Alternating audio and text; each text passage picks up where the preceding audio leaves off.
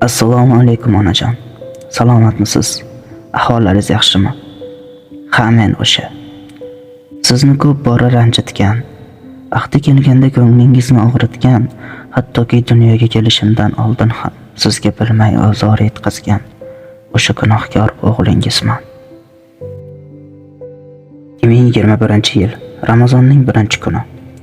Saharlik va bomdod vaqti. Oyoqlarimni tamoman sezmay qoldim. Ular harakatdan to'xtab qoldi ona.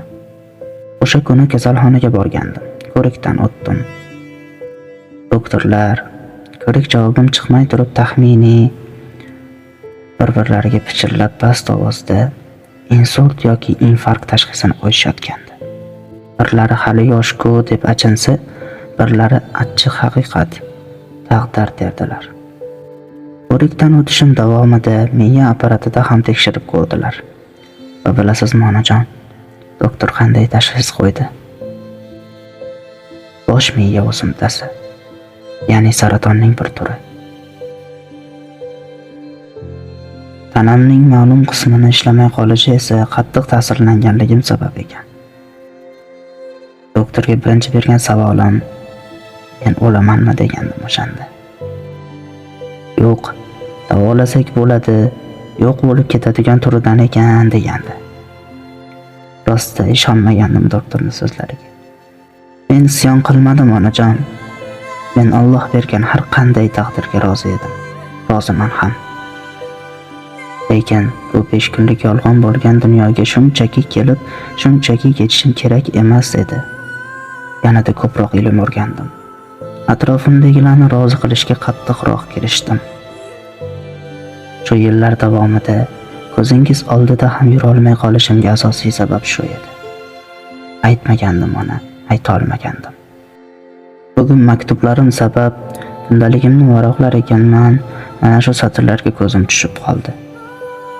O'zimda bir jasorat topib aytyapman. Baribir bir kun bilishingiz aniq edi-ku, to'g'rimi onajon? Bu kunlarni kundaligimga yozgan vaqtim sarlavhasiga dunyodagi so'nggi lahzalarim deb yozib qo'ygan ekanman. Hozir o'qirkanman, kulgim kelyapti. Bilaman onajon, siz meni eshityapsiz. Balki yig'layotgandirsiz. Yig'lamang ona, aslo yig'lamang. Otam va siz biz uchun yoshligingizdan, orzularingizdan kechgan ekansiz.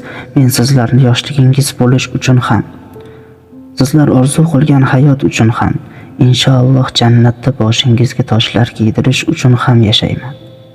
Kurashaman, yiqilaman, turaman, davom etaman.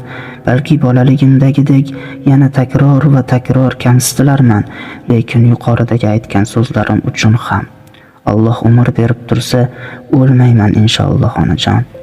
Haqqim yo'q. Ona, haqqim yo'q. Hali sizlarni rozi qila olmadimmi? Demak, Allohimning oldiga borishimga hali tayyor emasman. Va yana fursatdan foydalanib otam ikkingizdan uzr so'rayman.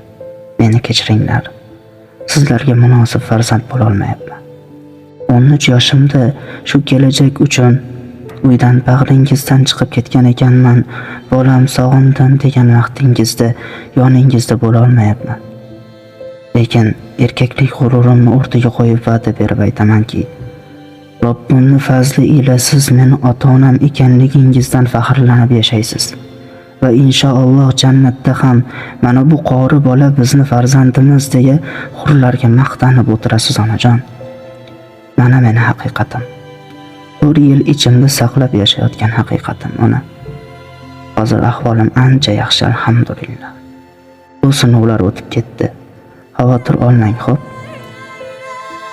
Meni yashashimdan maqsadim sizlarsiz. Sizlar bo'lmasangiz